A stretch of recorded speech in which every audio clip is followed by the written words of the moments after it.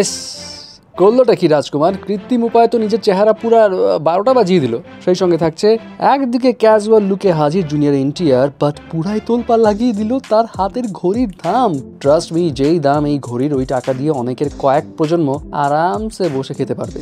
সেই সঙ্গে রয়েছে মালাইকাকে জিজ্ঞেস করছে বিয়ে কবে করবা। ছেলের এমন প্রশ্নের শকড নেটিজন, মা ছেলে দুজনকে নিয়ে হচ্ছে সমালোচনা। When are you getting married is my next question. প্রথমে আসি রাজকুমার রাওয়ের কাছে।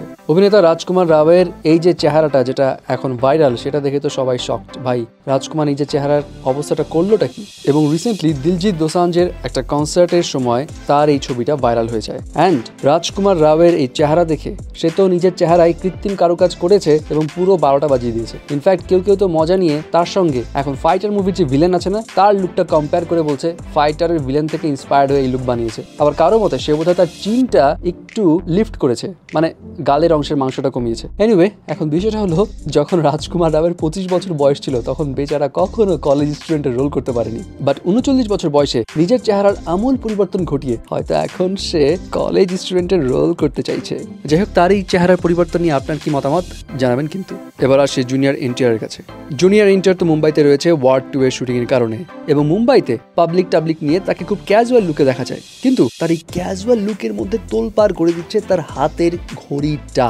কারণ তার হাতের এই ঘড়ির দাম কিন্তু হিউজ বেশি, 8.96 কোটি রুপি, মানে বাংলাদেশি টাকায় যেটা 11 কোটি টাকারও বেশি।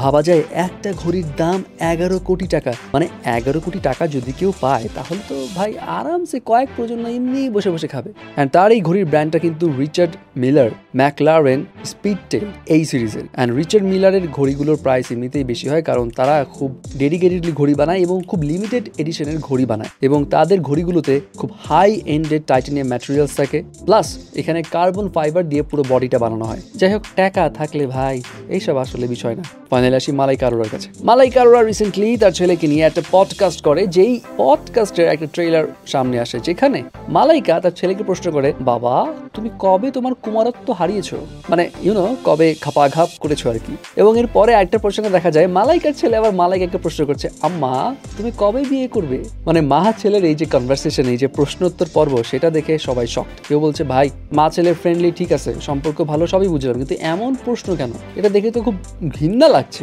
এবং কেউ মালাইকাকে চিচি করে বলছে কুল শাস্তি গিয়ে পুরা 12টা বাজিয়ে দিচ্ছে। মানে এইসব প্রশ্নের মানেটা কি বুঝলাম না। এনিওয়ে, এখন ট্রেলার দেখে তো জাজ করা ঠিক হবে না, আসলে ঘটনাটা কি ঘটছে, প্রশ্নের উত্তরটা কি আসে সেটাও তো দেখতে হবে। বাট হ্যাঁ, প্রশ্নগুলো একটু উইয়ার্ড ছিল।